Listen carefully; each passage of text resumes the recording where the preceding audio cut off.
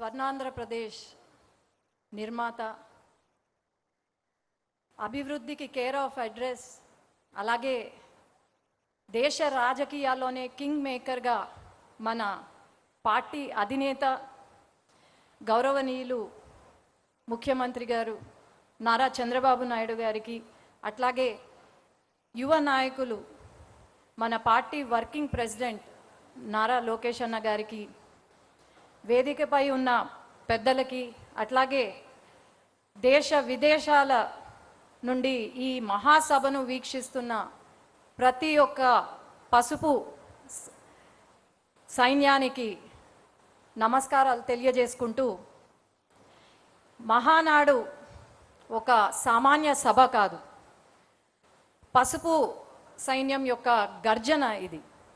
అట్లాగే కోట్లాది మంది తెలుగు ప్రజల ఆశా సముద్రం.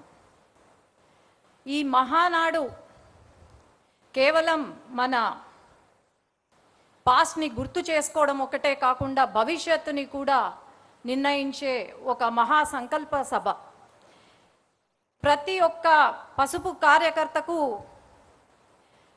ఈరోజు ఒక కనుల పండుగ మాదిరి. అలాంటి ఈ మహాసభ, ఈ పవిత్రమైన వేదిక పైన ఒక జాతీయ ప్రధాన కార్యదర్శిగా నివేదికను సమర్పించే అవకాశం నాకు ఇచ్చిన ముఖ్యమంత్రి గారికి ధన్యవాదాలు తెలియజేసుకుంటూ, మన పార్టీ అధినేత సామర్థ్యంలో సాగిన అకుంఠిత దీక్ష, అట్లాగే బీజేపీ జనసేనతో మనము ఏర్పరచుకున్న పొత్తు, కూటమి ప్రభుత్వం, ప్రజాస్వామ్యంని మనం పరిపాలనగా చూపిస్తున్నాం. అట్లాగే ఏదైతే ప్రతి వర్గంలో, మన రాష్ట్రంలో ఉన్న ప్రతి వర్గానికి సంక్షేమం అందిస్తూ సువర్ణ పాలనను అందిస్తున్నాం. 5 సంవత్సరాలు గొడ్డలి పరిపాలన ఎలా ఉందో మనం అందరం చూసాం. అభివృద్ధి, సంక్షేమం మన నినాదం అయితే, వారి నినాదం హత్యలు, అవినీతి, దోపిడీలు. అట్లాగే మన రాష్ట్రంలో ఉన్న ప్రతి వర్గంలో ఉన్న ప్రజలు బాధపడ్డారు. అట్లాగే ప్రతి ప్రాంతంలో ఉన్న ప్రజలు నిర్లక్ష్యం చేశారు. ఈరోజు మనం అభివృద్ధి, సంక్షేమం వైపు పరుగులు తీస్తున్నాం. ఆనాడు వారి పరిపాలనను మనము ప్రశ్నిస్తే, కార్యకర్త నుండి మన నాయకుడు వరకు, మన అధినేత వరకు తప్పుడు కేసులు పెట్టి, మన పైన హింసించి, మన పైన తప్పుడు కేసులు, అట్రాసిటీ కేసులు పెట్టారు. మన కార్యాలయ పైన దాడి చేశారు. అట్లాగే మహిళలు అని కూడా చూడకుండా మన పైన దాడి చేయడం, అట్లాగే అసభ్యకరంగా మాట్లాడడం, మన వ్యక్తిత్వాన్ని కించపరచడం చేశారు. మనమే అనుకుంటే మన పిల్లల్ని కూడా ఆఖరికి హింసించారు. కానీ బహుశా ఇప్పుడు వాళ్ళకు అర్థమైనట్టుంది, ప్రతి ఇంట్లో పిల్లలు పుడతారేమో కానీ మన తెలుగుదేశం పార్టీ కార్యకర్త ఇంట్లో యోధులు పుడతారని బహుశా అర్థమైనట్టుంది వాళ్ళకి. అట్లాగే ఆనాడు ఎంత కష్టం వచ్చినా సరే ఒక్క అడుగు వెనకడుగు వేయకుండా మన అధినేత కార్యకర్తలకు అండగా ఉంటూ, నేనున్నాను అనే ధైర్యాన్ని ఇస్తూ మన పార్టీని ముందుకు తీసుకెళ్లారు. ఈరోజు మనము ఒకటే మన మనసులో ఉండాలి, మనం పని చేసేది మన పార్టీ కోసం, మన అధినేత కోసం, అట్లాగే మన పార్టీ యొక్క నినాదం కోసం తప్ప వ్యక్తిగతంగా కాదు అని నేను తెలియజేసుకుంటున్నాను. మనం ఎప్పుడూ కూడా మనం పడిన కష్టాన్ని మర్చిపోకూడదు. అట్లాగే మన అధినేత పడిన అవమానం మనం మర్చిపోకూడదు.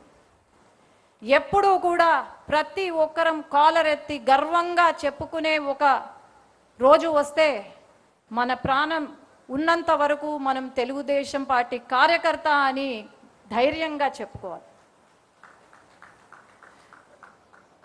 ఈరోజు మరి కొంతమంది మనల్ని బెదిరిస్తున్నారు. ఆ బెదిరింపులకు బెదిరేది తెలుగుదేశం పార్టీ కార్యకర్త కాదు, గుండెల్లో భయం లేదు, కేవలం పసుపు రక్తం ఉందని మనం ధైర్యంగా చెప్పుకోగలుగుతున్నాం. ఈరోజు బెదిరిస్తున్నారు అంటే మనం చెప్పాల్సింది ఒకటే, మనము మన కార్యకర్తగా వెనగడుగు వేసేది లేదు, తల దించేది లేదు, వెన్ను వంచేది లేదు. మనం ఒకవేళ వెను వంచినా లేకపోతే తల దించినా అది కేవలం నా జెండా కట్టడానికే తప్ప ఇంకేమీ కాదు.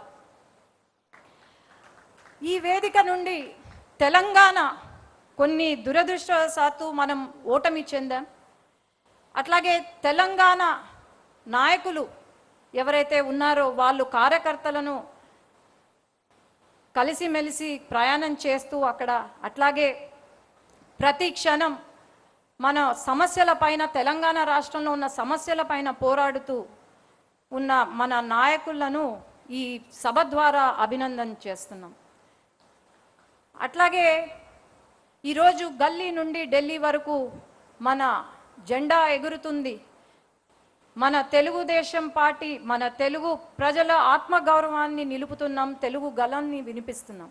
అండమాన్ దీవుల నుండి కూడా మన తెలుగుదేశం పార్టీ జెండా రెపరెపలాడుతుంది అంటే అది తెలుగుదేశం పార్టీ యొక్క గొప్పతనం అని నేను గర్వంగా తెలియజేసుకుంటున్నాను.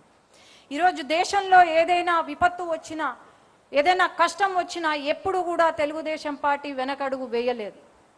ఎప్పుడు కూడా దేశ స్థిరత్వం కోసం, రాష్ట్ర హక్కుల కోసం, అట్లాగే ఫెడరల్ స్పిరిట్ కోసం, ప్రజాస్వామ్యం కోసం ఎప్పుడు కూడా దేశంలో గలం వినిపించిందే తప్ప ఎప్పుడు కూడా వెనకడుగు వేయలేదు. మనం సూపర్ హిట్ ఈ 2 సంవత్సరాల పాలనలో సూపర్ 6ని సూపర్ హిట్ చేశాం. దీపం 2 పథకం కింద 3 గ్యాస్ సిలిండర్లు ఇస్తున్నాం, తల్లికి వందనం, ఫ్రీగా బస్ సర్వీస్, అట్లాగే రైతులను ఆదుకుంటున్నాం, ప్రతి ఒక్కరి ఇంట్లో వెలుగులు తీసుకొస్తున్నాం. ప్రతి వర్గం, ప్రతి కులం, ప్రతి మతానికి న్యాయం చేస్తుంది మన కూటమి ప్రభుత్వం. ఈరోజు అభివృద్ధే కాకుండా, సంక్షేమమే కాకుండా అభివృద్ధి వైపు పరుగులు తీస్తున్నాం. నారా లోకేష్ అన్న గారి కోరిక 24 లక్షల జాబులు యువతకు అందించాలని, ఆ కోరిక కూడా త్వరలో నెరవేరబోతుంది. యువత భవిష్యత్తు అంటనే గుర్తుకొచ్చే పేరు నారా లోకేష్ అన్న. అట్లాగే తెలుగుదేశం సింహానికి శక్తి గర్జన ఎలా అవుతుందో మన తెలుగుదేశం పార్టీకి శక్తి నారా లోకేష్ అన్న అని నేను గర్వంగా చెప్పుకోగలుగుతున్నాను. ఈరోజు రాష్ట్రంలో 2 సంవత్సరాల కాలంలో 23 లక్షల కోట్లతో పెట్టుబడులు తీసుకొచ్చాం. దాదాపు 800 పైన కంపెనీలకు ఏదో ఒక రోజు, ప్రతిరోజు శంకుస్థాపనలు కానీ ప్రారంభోత్సవం కానీ జరుగుతూనే ఉంది. కానీ గొడ్డలి పార్టీ సమయంలో ఒక్క కంపెనీ కూడా రాలేదు అని నేను చెప్తున్నాను. అట్లాగే సంక్షేమం, అభివృద్ధి, జాబ్సే కాకుండా ఒక పక్క ఇరిగేషన్ ప్రాజెక్ట్స్ని పూర్తి చేస్తున్నాం, శాంతి భద్రతను మనము చూసుకుంటున్నాము. ఇలా చేసుకుంటూ పోయి 5 సంవత్సరాల కాలంలో మనం అనుకున్న టార్గెట్ రీచ్ అవ్వబోతున్నాం. అలాగే నా స్పీచ్ కంప్లీట్ చేసే ముందు యువగలం పాదయాత్ర గురించి చెప్పాలి. ఆనాడు యువగలం పాదయాత్ర ద్వారా లోకేష్ అన్న ట్రైలర్ చూపిస్తే ఈరోజు ప్రజలే సినిమా చూపించారు మన గొడ్డలి పార్టీకి. ఆనాడు ప్రతి అడుగున అడ్డంకులే, ఆ అడుగులు ఈరోజు శక్తిగా మారి, ఆనాడు యువగలం అడుగులే ఈరోజు శక్తిగా మారాయని గర్వంగా చెప్తున్నాను. అట్లాగే ఈరోజు ఈ పవిత్ర సమయాన ఈ మహాసభ ముందు 7 ముఖ్యమైన చరిత్రాత్మక నిర్ణయాలను ఉంచుతున్నాను.